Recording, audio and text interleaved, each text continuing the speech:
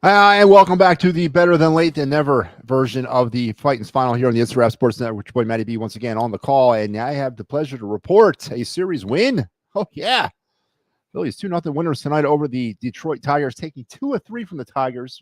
That some consider one of the best, if not the best, team in all of baseball. And they did it on the back of Christopher Sanchez, who, after having kind of a sketchy start, definitely rebounded in a big way. 8 shutout innings. And was it 83 pitches or 84 pitches? Let me see exactly what that was. 84 pitches. 84 pitches through 8 shutout innings. I will take that any day of the week. That is old school stuff right there. That's like Matty B baseball when I was a kid, watching pitchers go at it as Sanchez bounced back in a big way, silencing the Tiger bats, not allowing any home runs, which is the way the Tigers scored all their runs heading into this game and the series finale. And earning the victory tonight at the bank and salvaging the series and winning, not salvaging, but winning the series, their 23rd series victory over for the season. And how is everybody doing this glorious Sunday night? Not too late, right? About an hour, 45 minutes after the game is concluded. You're lucky I got here when I did. You have no idea the stuff I'm dealing with these days, but I'm glad to be back. And also I'm glad to get the win personally.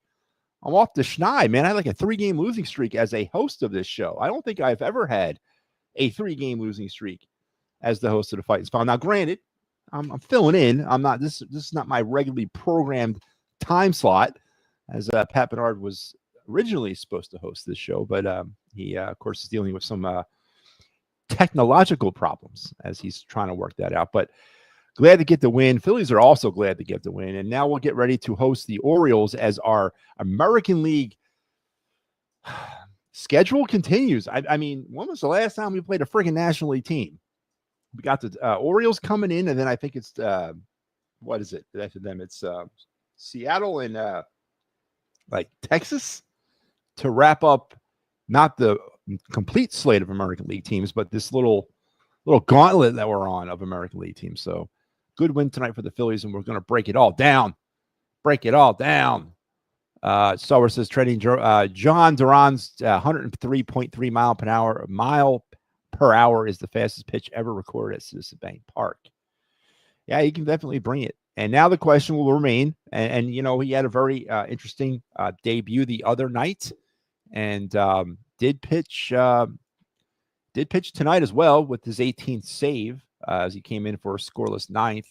Is that the trend, right? As I know we have not heard, unlike what we heard last year when they brought Estevez. Dave Dombrowski said, we're going to use him in a lot of different ways. They're not saying this about Duran. They did say that basically he is the closer. So is Rob Thompson learning from past mistakes, or are the Phillies not trying to recreate the wheel with this guy, and they have a closer and they're going to use him that way? And that's a good thing if they are, because that means we have a role. Somebody has a role in the bullpen, and that's a win. That's a win for everybody. So, but absolutely, the Phillies might have found their closer of the future. 103.3 miles an hour fastball today. Registered as Star Wars reports the fastest pitch ever thrown at the bank. Hey, what's going on, Joe? How are you doing tonight? It says, great series win.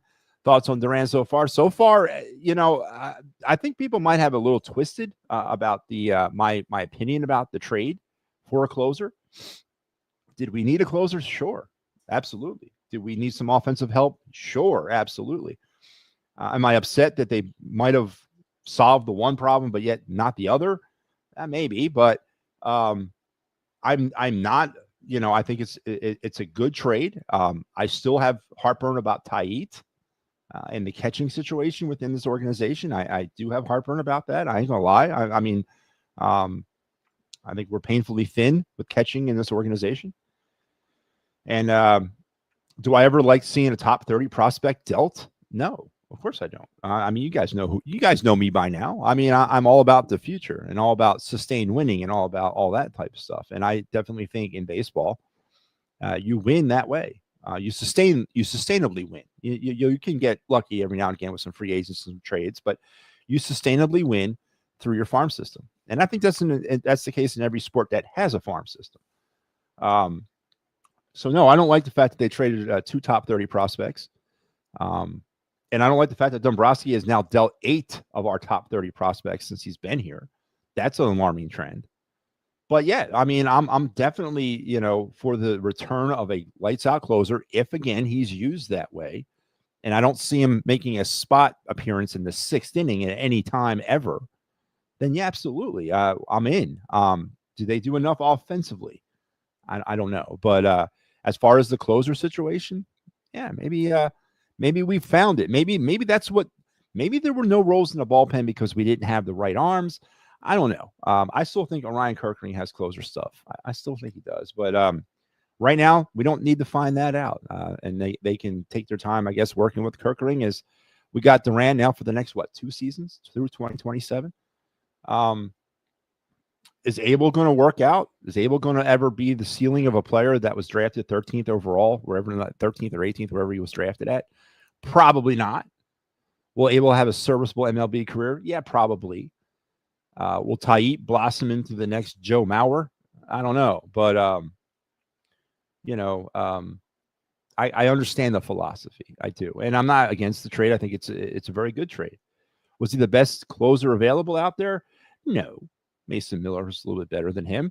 But for what we gave up for Duran versus what the Padres gave up for Mason Miller, how can you not take Duran over Miller? Absolutely. But and I made this comment the other night about the Padres.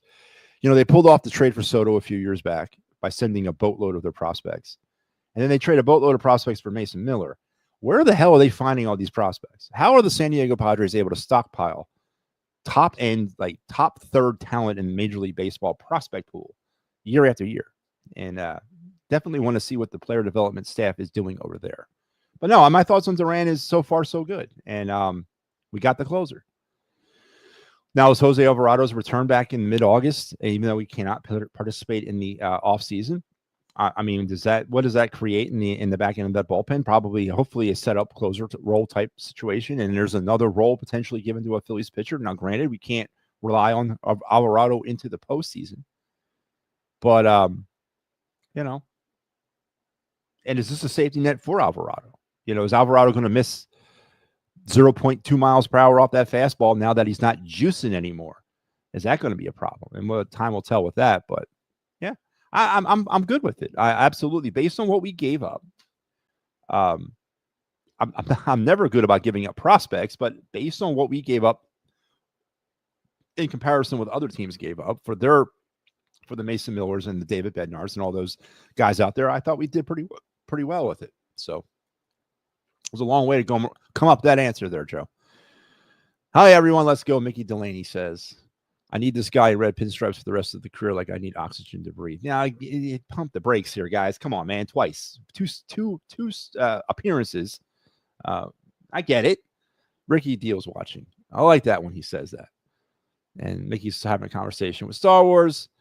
Here's something for you when Duran comes in the game and when you're at the game, you can listen on the app, his entrance. Yeah, and then we have an entrance song now, right? That was something that we when was the last Phillies closer that had walk-up music? Was it did Lidge have it? I don't remember. Was that even a thing back in 08?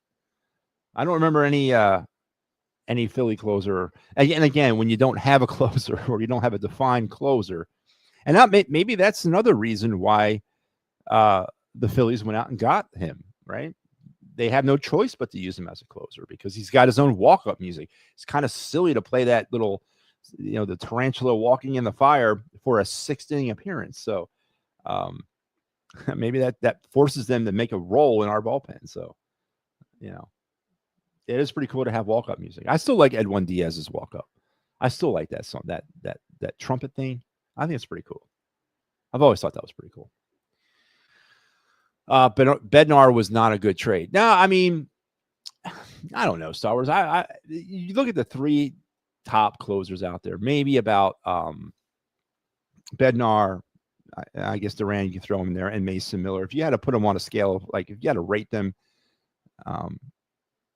who would you target? And I don't know if I don't know anything about the process that led up to the Phillies getting Duran. I don't know or why the Pirates traded the Phillies didn't go after Bednar, or why the Phillies didn't go after Mason Miller.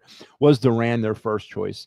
Were they targeting Mason Miller all along, but they just could not come down on a price, or they couldn't get set on a price? I mean, I would have taken any three of them. It's in relation to what I was going to have to give up.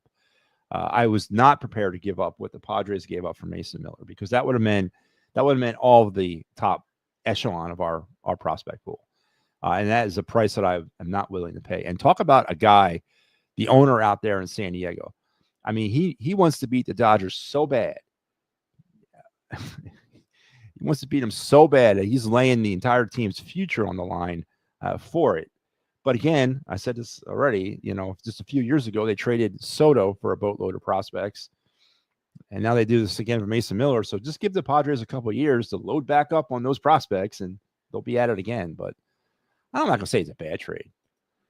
And I did hear something that Bednar was notified via social media that he got traded. The Pirates never notified him. It was social media got to him first. That's interesting too. Dumpster fire. Talking about Schwarber.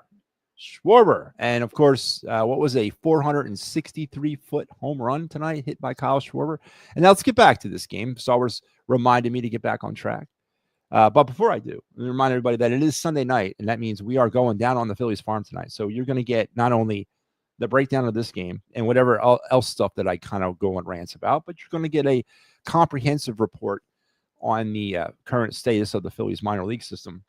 We already went over the new top 30 prospect pool a couple of days ago on my show.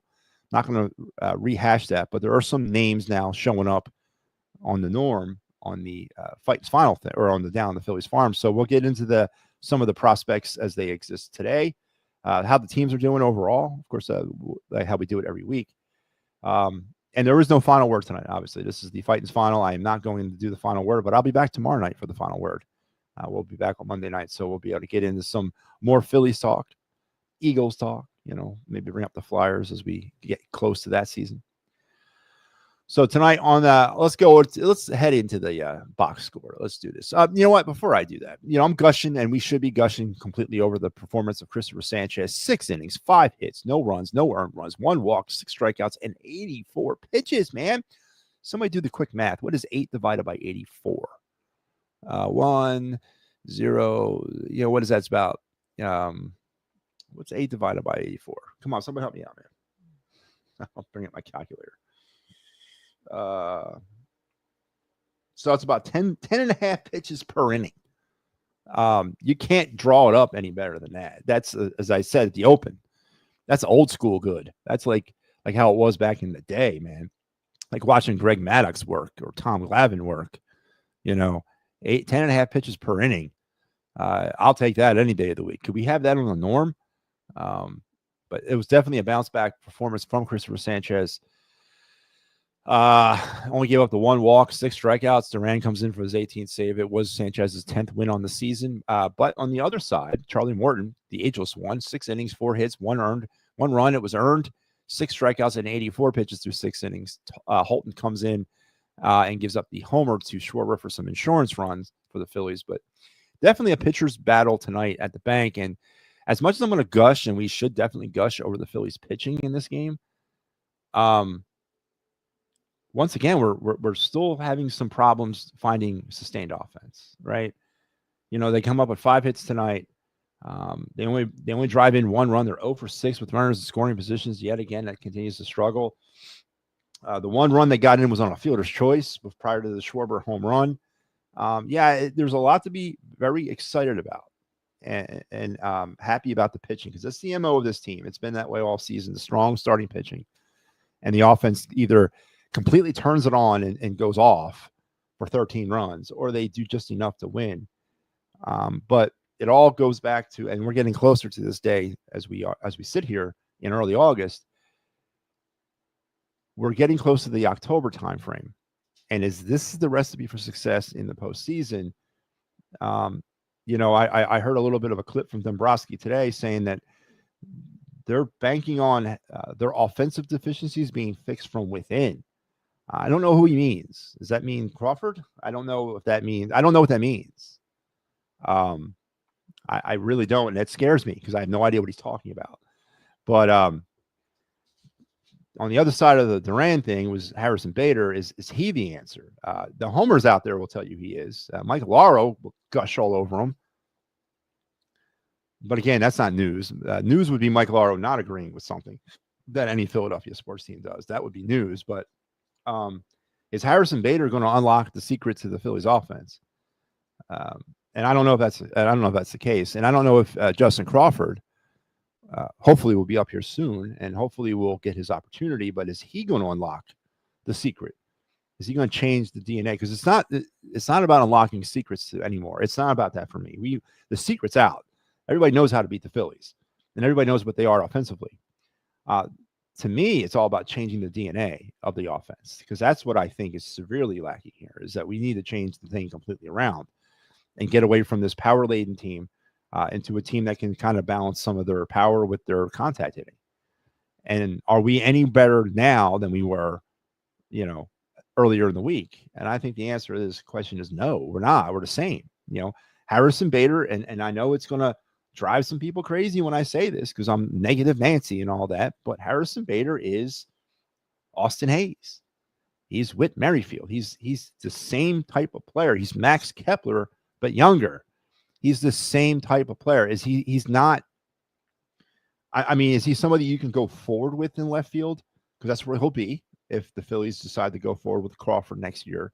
Is he your left fielder of the future? He's got team control for a couple more years himself. Obviously he is.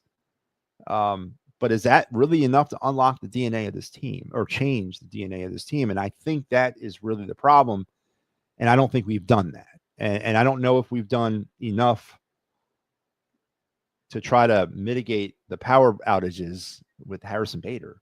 And tonight was another example of it. They managed 5 hits over a 45-year-old pitcher who probably I don't want to disrespect Charlie Morton, but the guy's like 97 years old, and the Phillies could not work anything offensively against him. Kyle Schwarber had the night 2 for 3 with a run scored, an RBI, and a homer. Bryce Harper 1 for 3, JT 0 for 3, Nick was 1 for 3 with a run scored. Brandon Marsh 1 for 3. I mean, that's good to see, right? Marsh's average up to 263. Kepler still in the lineup. Why? Why is Max Kepler still in the lineup? Bader did come in and pinch it for him. But why is Max Kepler drawing a start? Bat 201. And he went 0 for 2 tonight. With an RBI, though, he gets credit for the RBI on the ground out there, the fielder's choice. Bader was 0 for 1. Sosa 0 for 3, and Stott 0 for 3. Not much going on offensively for the Phillies. But they rode the backs of a really dominant starting pitching effort, and they get the win. And you can't be too critical, I guess. And they get the series win. Kepler would get the scoring going for the Phillies in the second when he would was a great fielder's choice, basically Castellanos in, and then Schwarber in the 8th with the big 435-foot monster shot to dead center for the insurance to give the Phillies a 2-0 lead, and they would go on to win. Phillies would leave 4 runners on base total for the game, but they were 0 for 6 with runners in scoring position. They did ground to a double play. Bryce Harper did. The Tigers would leave 5 on base, and they went 0 for 5 with runners in scoring position. And that's how you get 2-0 Phillies for your final score. 8th inning Sanchez. What does that mean? Hey, Matt, the phone line's open. This is not the final word, Ricky. We are on the fight is final right now. We don't do the phone lines on a post game. Not right now, we don't. But tomorrow they'll be open. Join us tomorrow for the final word, Ricky, and we'll be on the phone lines. Will be open. He had 58 pitches in the 6th. Yeah, again, you can't draw that up any better. I mean, it used to be the norm. Anything over 10 pitches an inning was labored. And that's not the way it is anymore, but I sure miss those days. And that was an effective outing, man. It was very, very, very dominant. And then Sosa had that great defensive play. He did. And all that equals to a Phillies 2-0 victory over the Detroit Tigers. Now let's head over to do our Broad Street bottom line.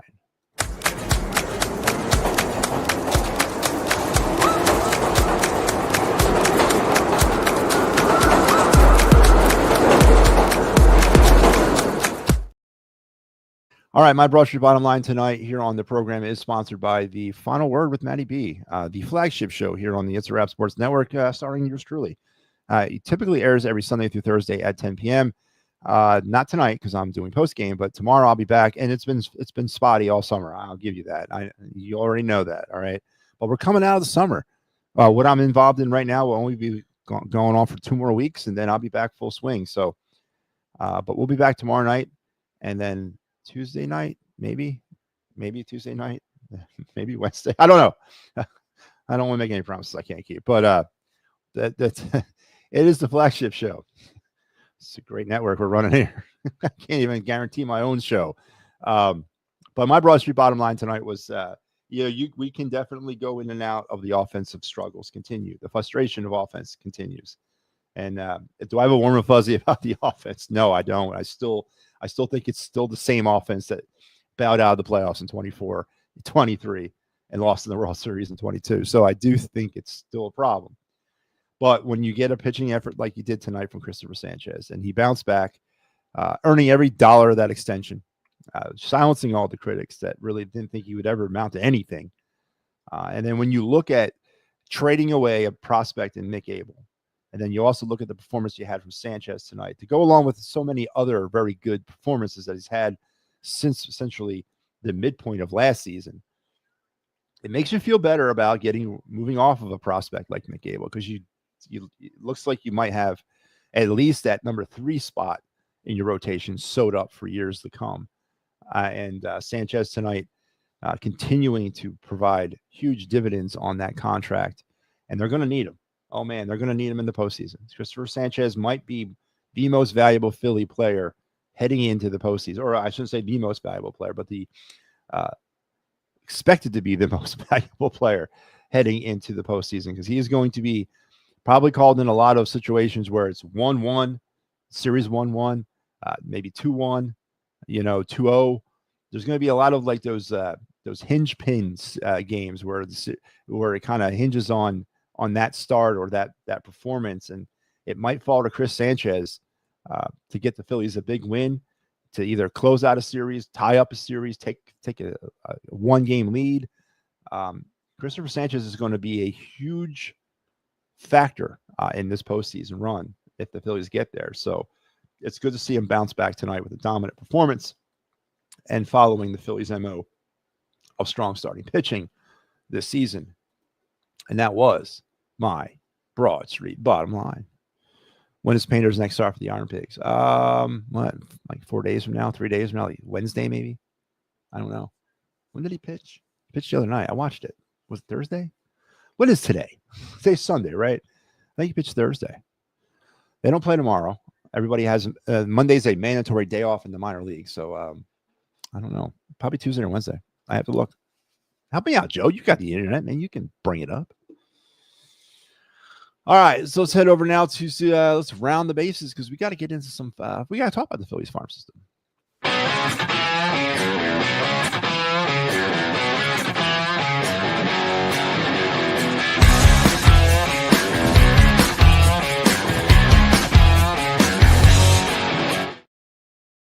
All right, we're going to go around the bases on this lovely Sunday evening around Major League Baseball. The MLB Speedway Classic finally got completed today down there in Bristol, Tennessee. The Braves beat the Reds 4-2.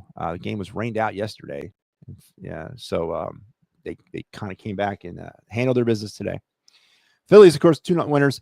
The Red Sox 6-1 over the Astros. It was 3-0 Dodgers. All these games are final, by the way. There's no current action going on in Major League Baseball. It was 3-0 Dodgers over the Rays, 14-3 Brewers all over the Nationals, 7-4 Royals over the Blue Jays. It was 5-4 Twins over the Guardians. The Marlins complete the series sweep over the can't play defense, can't run the bases, lack total fundamentals of baseball, New York Yankees. How does Aaron Boone still have a job? With the dumpster fire of just a bad fundamental baseball team? And how can they be so bad at this level? But they get swept by the Marlins, the first time in Marlins franchise history that they completed a 3-game sweep of the Yankees, and they won 7-3 today. It was 12-4 the Giants over the Mets. That's great news for Phillies fans. 5-3 Cubs over the Orioles, 9-5 Pirates over the Rockies, 6-4 Diamondbacks over the A's. It was 8-5 Angels over the White Sox, Padres 7-3 winners over the Cardinals, and it was the Mariners 5-4 over the Rangers. Sorry. And that completes your scoreboard watching of Major League Baseball on this Sunday night. The Phillies will be back at it again tomorrow night as they will welcome in the Baltimore Orioles, whose season kind of blew up in front of them early on, and they just haven't really been able to recover. A team that once had World Series aspirations heading into this season no longer does, and they're just sort of playing it out. But it'll be Cade Povich versus Jesus Luzardo. Another interesting start tomorrow. Luzardo needs to really tune it up and tune back in, especially with the uncertainty around Aaron Nola. But it'll be Povich versus Luzardo tomorrow at 6:45 at the Bank. And we, of course, here on the It's a Wrap Sports Network, will have you covered for the entirety of the Orioles series. Here is your Fighting's final lineup. It'll be me in for Pat tomorrow night. So I will be doing a final word. I will do it. Yes, I know I got Postgame, but I want to make an exception.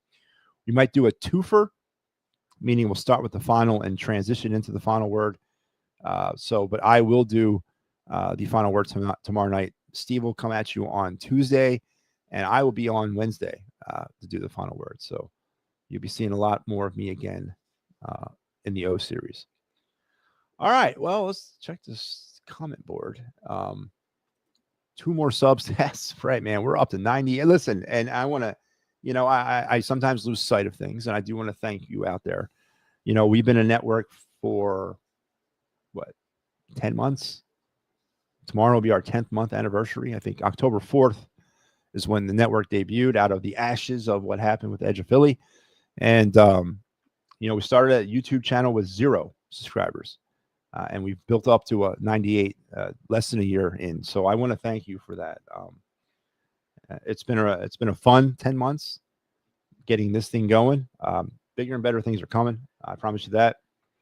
And, please help us out. Like, share, and subscribe. And, help us get to 100. For the person that gets me 100, the 100th subscriber to YouTube, I will provide them with an 8x10 glossy of me doing this. Signed, autographed by Matty B.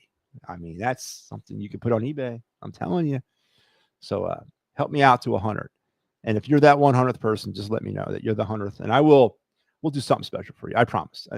All joking aside, for my 100th subscriber, we'll do something special. So, but yeah, 100, 2 more to 100. So absolutely thrilled by that. And of course, thanks to Al and Pat and Mike and Sal G when he was here, Steve Fuentes. That's going to be this network will grow with people. New people will come, old people will leave, but that's the core right there. That's the guys that I've relied on for a long time, and I met them all at EOP, and they're the ones that I wanted to go forward with this with, and I thank them every day for what they provide me and what they do. So, I bust their balls a lot too, but they bust mine. But it's all in fun. But I couldn't do it without them, and I definitely could not do it without you. So, thank you very much. Nola looked okay in his rehab start, but is that what we're looking for, though, Joe Hale? Okay, is okay Nola what we're looking to go into October? I want Nola.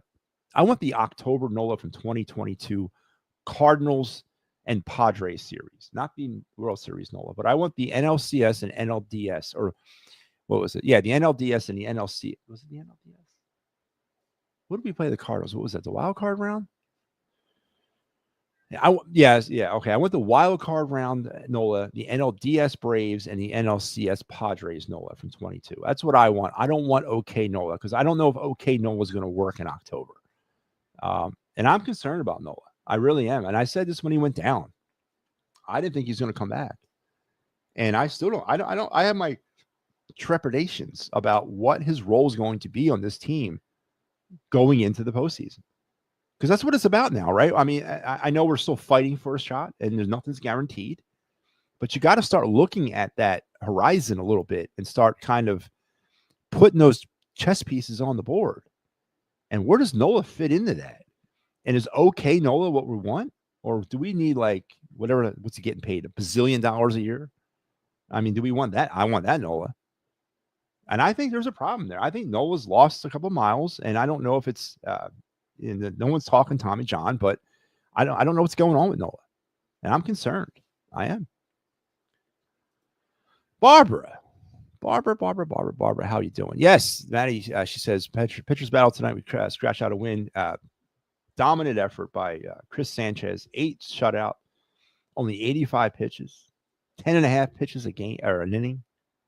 10th win of the year. Duran comes out with the scary tarantula walking through the fire. Gets the save. Yeah, it was definitely a pitcher's battle tonight. We did talk about some of the offensive concerns that still exist on this team, and I don't think Harrison Bader cured that. But take the win, Barbara, won't we? See, that's a true supporter right there. She wants the 8x10 glossy of me doing this. I'll make that happen for you, Barbara. I promise. I will make that happen. I actually have those. I can either send you that, or I can send you my command photo when I was a first sergeant. That's a scary picture, though. That's like me all military and stuff. Nola okay is better than Walker. No, I disagree. Because we there's no expectations on Walker pitching in the postseason. See, that's the problem. Nobody went into 2025 thinking Taijuan Walker is going to have a pivotal role in our success in the regular or postseason. Nobody thought that, Joe Hale. Nobody. Most of us thought Nola has a huge part of that, and we don't factor Walker in any of that stuff. So you're factoring in a lights out Nola, and that's a concern that he's not there, and that's a concern not only for the Phillies short term in 2025, but the long term on that damn contract he signed. So, I mean, there's a lot of concerns about Nola. There's more concerns right now about Nola than there are positives. And that's just the way it is. Do I hope Nola finds his way back and is good? Yes. But I don't know if I want okay Nola. I don't know if I want that. And I think maybe if all we have is an okay Nola, then he's going to the bullpen and he's going to come out of the pen in the postseason. Because I need a lights out Nola. Now that's why Jesus Luzardo and his finding consistency is so uber important for this team. That's why Chris Sanchez's continued dominance throughout this season is going to be huge in the postseason for this team. Ranger Suarez also is going to be a pivotal factor in what happens to this team in the postseason per the starting pitchers.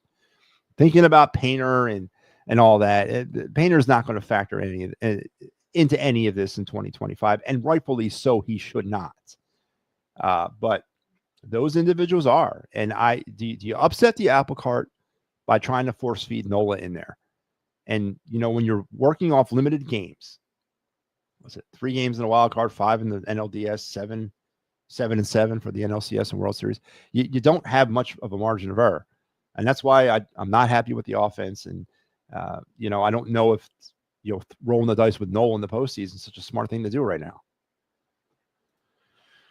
Did Nola look as good as Morton looked tonight against the Phillies? No, he did not. And Morton's 104 years old. So I agree with you, Barbara.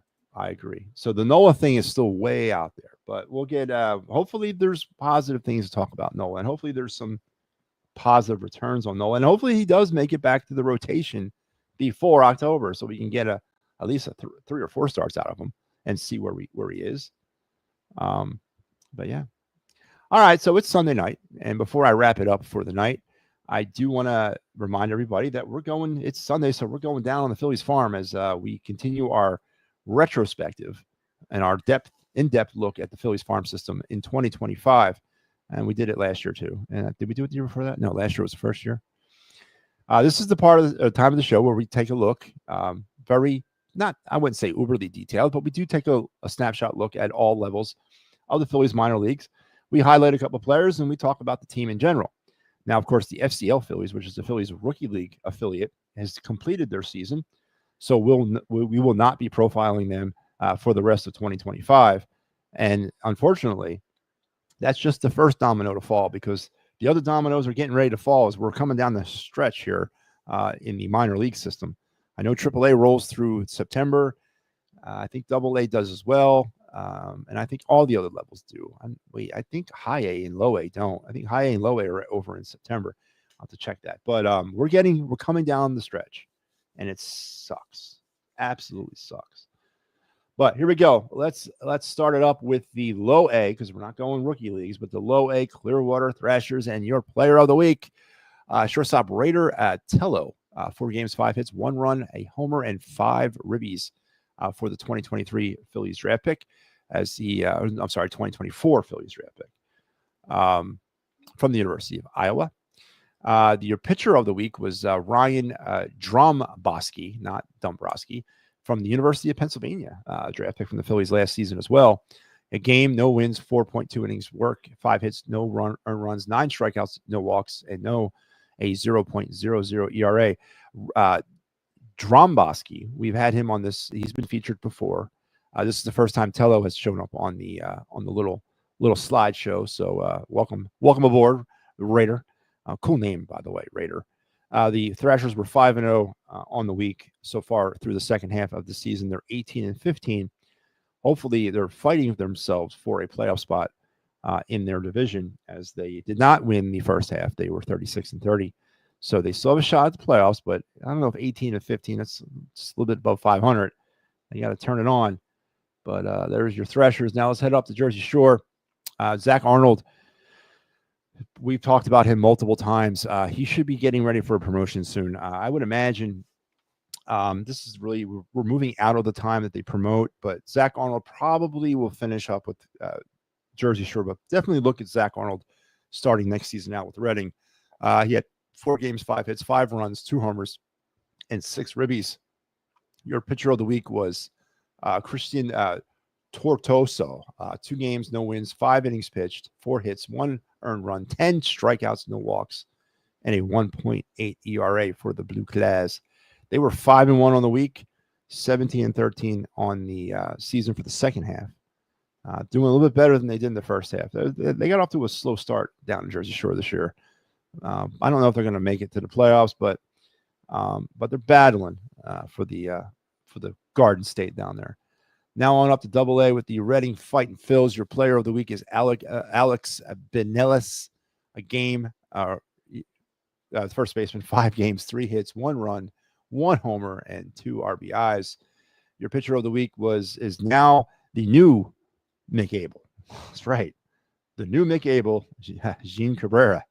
1 game, 1 win, 5.21 innings pitched, 3 hits, 2 earned runs, 9 strikeouts, a walk, and a 3.18 ERA. If there's anything positive that came from the trade deadline, especially with my love of prospects, is that Jean Cabrera did not get dealt, because I thought he was good as traded. Honestly, I didn't think the Phillies were going to move off of Abel or Painter.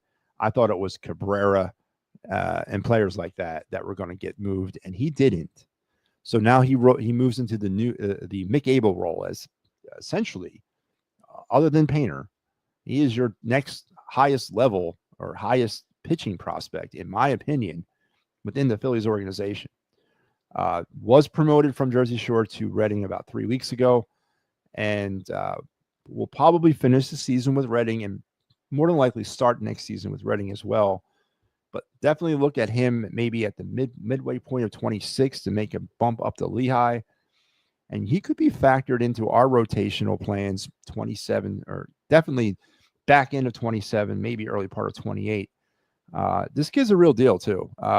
He's a real deal, and he's been flying under the radar for a lot of fans. They don't know him. I suggest if you're a Phillies fan, you start boning up on Jean Cabrera.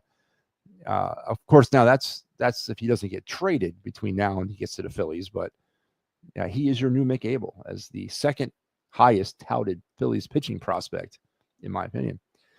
The Fighting Phils were 2-4 on the week, and now 13-20 on the season for the second half. They've not had a very good season overall as well. Wrapping it up at Lehigh, your player of the week, Keaton Anthony. Again, another player that I was, very, very happy that he did not get moved in the at the deadline, because I'm sure his name was mentioned. He's been rocketing up the Phillies minor league system. He was a draft pick last year, and he's already up in AAA. He had 6 games last week, 6 hits, 3 homers, 2 RBIs. I'm sorry, 3 runs, 2 homers, and 3 RBIs. This is the second straight week as the player of the week down there in AAA. Definitely keep an eye on Keaton Anthony. He could be your actually, this could be your left fielder of the future right here within the next year or so. Keaton Anthony could be the full-time left fielder for the Phillies, or he'll get traded next year at the trade deadline. So one or the other. Your pitcher of the week is Nabil Chrismet. Now, he's a tweener. He's been all over the place. It's hard for me to say that he's a prospect. He's been he's pitched for San Diego. I think he's pitched for Minnesota. He's been all over the place, but currently he's in our minor league system. 2 games, no wins, 9 innings pitched, 15 hits, 7 earned runs, 6 strikeouts, 3 walks, and a healthy 7.00 ERA for the week. But yes, that was the pitching performance of the week in Lehigh. And that's why they had a 2-4 record for the week and are 16-15 so far for the second half. And that will conclude our jaunt through the Phillies minor league system on this week as we are getting closer and closer to the end of the minor league system. Can't believe it, man. I cannot believe it. I hate that. I just don't. The way MLB has gone the last how many years, you can't get by with 2 dominant. You can get by with 2 dominant starters. Yeah, I think you can. You know, you always. I mean, but I don't. You know, Barbara. If you look back on the history of it, and when I mean the history, I mean like my history within the last 50 years. It's always kind of been a 1A, 1B, right? Or has it been more of a 1 and then a 2?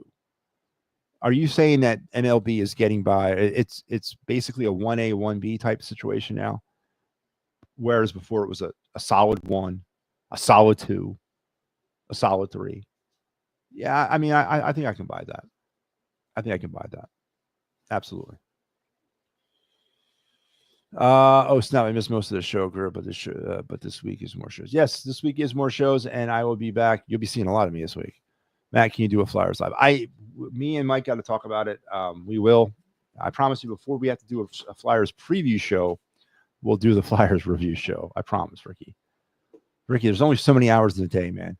Trust me, and I'm burning the candle on like 9 different ends. So I don't have any more wax to burn. If I did, I would. But we're coming out of that. I got 2 more weeks, 2 more fun-filled weeks of umpiring full-time every day, the way I've been doing it. And then I'll be going back to more of a, potentially going back to more of a regular schedule. But I promise, Ricky. Please, man. I promise. We'll get better. All right, that's going to take me to the final part of this show. Thank you, everybody, for tuning in. Again, Phillies 2-0 winners over the Detroit Tigers. They take 2 out of 3 from the Tigers. 23rd series victory of the season for the Phillies. They will now welcome in the Baltimore Orioles tomorrow. It'll be me covering the Fight's Final tomorrow night for Pat. Steve will be in on Tuesday, and I'll be back on Wednesday. And that is your Fight's Final lineup for the Baltimore Orioles, and also all the great programming here on the network, to include the Attacking Third with Steve Fuentes until Pat comes back, the Wraparound with Mike Laro until Pat comes back, and the PNM and the AM program with Mike and Big Al until Pat comes back. And, of course, the final word with me. Pat's not coming back because Pat's not on that show. The only show that Pat's not involved with on this network is mine. How the hell did that happen? Who sets the schedules here? Make sure you're checking out all the great entertainment we have here on the program or on the network. We all want a picture of you. Yeah, no. Come on, man. Maybe I shouldn't have said that. I don't even know. What is it? I know what an 8x10 is, but what's glossy mean? It means it's shiny. Would you guys like?